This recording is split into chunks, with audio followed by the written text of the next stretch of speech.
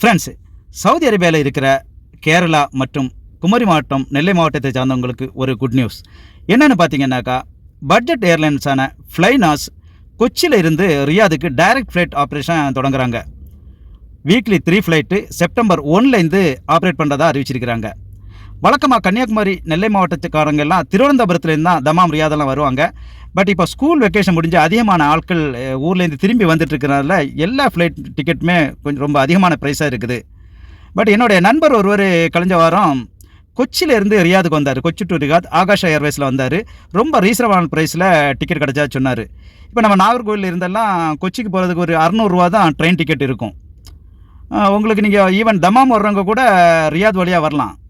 என்னக்கா, நீங்கள் கொச்சிக்கு போட்டிங்கன்னா கொச்சிலேருந்து ரியாத் வந்து ரியாத் டு தமாம் வர்றதுக்கு ஒரு 100லேருந்து 150 ரூபா தான், 150 ரியால் தான் செலவாகும். அப்போவும் உங்களுக்கு நிறைய டிக்கெட் ஃபேரில் டிஃப்ரெண்ட் வரும். ஸோ ஊர்லேருந்து இந்த வெக்கேஷன் முடிச்சு ட்ரிவாண்ட்ரம் டு தமாம் அல்லது ரியாத் வர இருக்கிறவங்க, நீங்கள் டிக்கெட் ஃபேர் அதிகமாக இருந்ததுனாக்கா நீங்கள் டிக்கெட் எடுக்கிற ட்ராவல்ஸ்காரங்கிட்ட கொச்சிலேருந்து கூட ஒன்று செக் பண்ணி சொல்லுங்கள். ஏன்னா ஆகாஷ் ஏர்வேஸ் இப்போ வந்துட்டுருக்குது. பின்ன அது மட்டும் இல்லாமல் இப்போ செப்டம்பர் 1லேருந்து ஃப்ளைனாஸ் வேறு ஆப்ரேஷன் தொடங்குறாங்க. வேறையும் பல ஏர்லைன்ஸ் இருக்குது. நீங்கள் கொச்சிலேருந்து வந்தால் கூட உங்களுக்கு டிக்கெட் ஃபேர் குறைவாக இருந்ததுன்னா உங்களுக்கு கொச்சிலேருந்தே வரலாம். தேங்க்யூ.